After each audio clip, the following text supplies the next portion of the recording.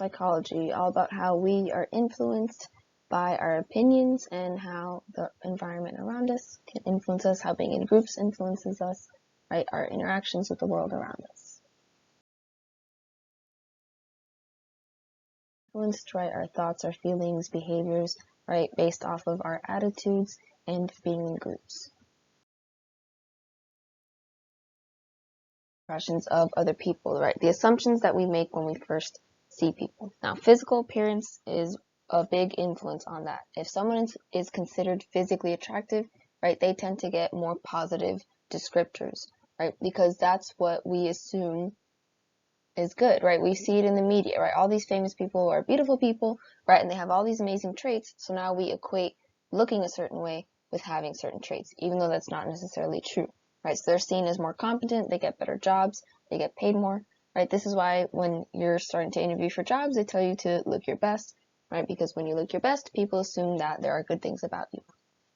Now, we have what we call cognitive and social schemas, right? So these are just categories in our brains that help us organize people really based on stereotypes, right? So like when you watch a show, the nerds always look the same, the jocks look the same, the cheerleaders look the same, people in drama look the same, people in the band always look the same, right? So we internalize these stereotypes, and if someone looks like that, we assume that they are automatically part of that group, right? And so stereotypes come from what we call slanted probabilities, okay? So we logically know that not every single person who's part of a group is going to be exactly the same, right? But they do share some things in common. So we assume that it's more likely that if someone looks a certain way, they're going to be part of a certain group, okay? And so your expectations cause you to only then notice things that confirm your beliefs, right? This is confirmation bias, which we studied in a previous chapter.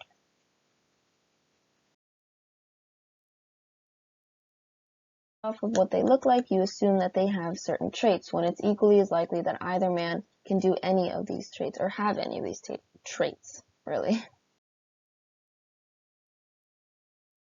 Where we overestimate how often we see certain behaviors, right? So in the book, they talked about the study where they had participants watch a video of a woman do many different things, right? At the end, they either told participants she was a waitress or she was a librarian, and then they asked them to describe some of the things that she was doing, right? And so depending on what profession they were told, they only remembered specific behaviors that you would associate with that stereotype, even though everybody watched the same video. Okay. Now, from an evolutionary perspective, it's beneficial for us to categorize people because in the past we've had to categorize as friend or foe, right? So people who will help us or people who will kill us, people who are a threat. Okay, so this creates the in-group and the out-group, right? The in-group is the one that you are in, the one you belong to, the people that you have similar characteristics with. So you see them as favorable because you associate with them, right? Because you have things in common, okay?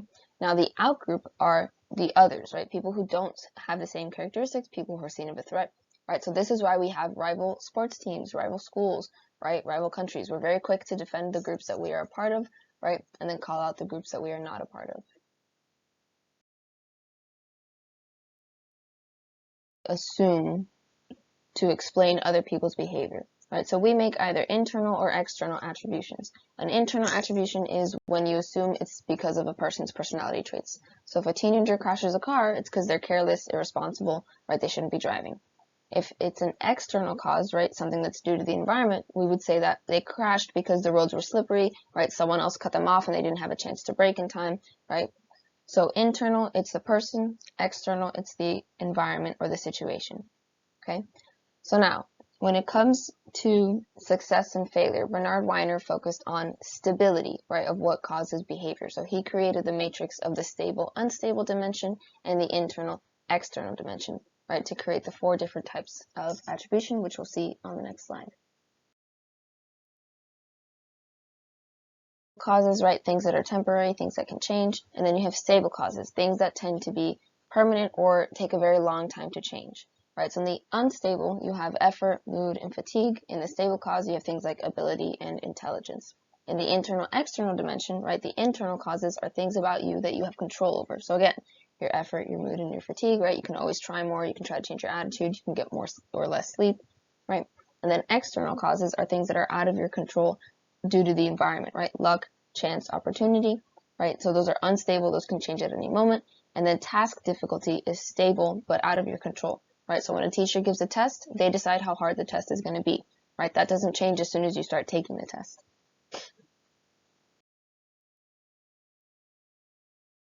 Creating our attributions, right? So the fundamental attribution error is that we are more likely to say that our behavior is because of the situation and that other people's behavior is because of their personality traits. And this is because it takes a lot more effort on our part to try to see what could cause their behavior from the environment, from the situation that they're in, right? So the classic example is when you're driving in the road, right? You cut someone off, right? Because you forgot that you had to turn, right? And you're not going to make the turn if you don't cut this person off. So you rationalize it. You say, if I didn't cut them off, right, I would have missed a turn and then I'd be late, right? So I just had to do it, right? I'm not a bad person. It just happened that I had to cut them off.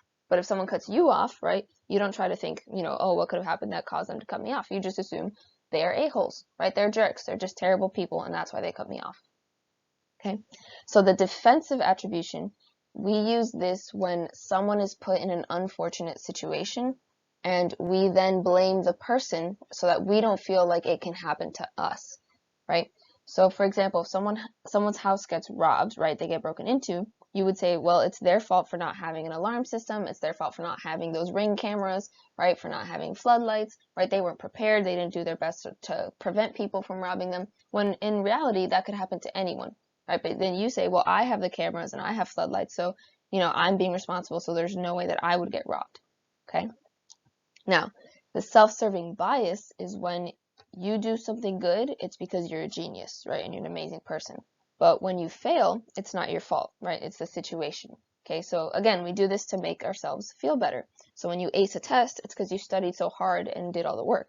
But when you fail, it's because the teacher's unfair, they don't actually teach, the questions were impossible, there wasn't enough time, right? There's all these excuses for why you didn't do well, right? Now, where you live, right, the culture you grew up in can affect the types of biases that you have, right? So individualistic cultures, right, the ones that focus only on the individual and personal goals, like North America and Western Europe, right, they tend to make more fundamental attribution errors because there's such a focus on the individual that when someone fails, we assume it's their fault, right? Versus in collectivistic cultures like Asian, African, and Latin cultures, right, they tend to focus more on the group goals, right, and that the group needs to get success, right? They identify themselves as part of their groups, so they are less prone to making the fundamental attribution error. They're more likely to look at the environment and see what could have caused the situation.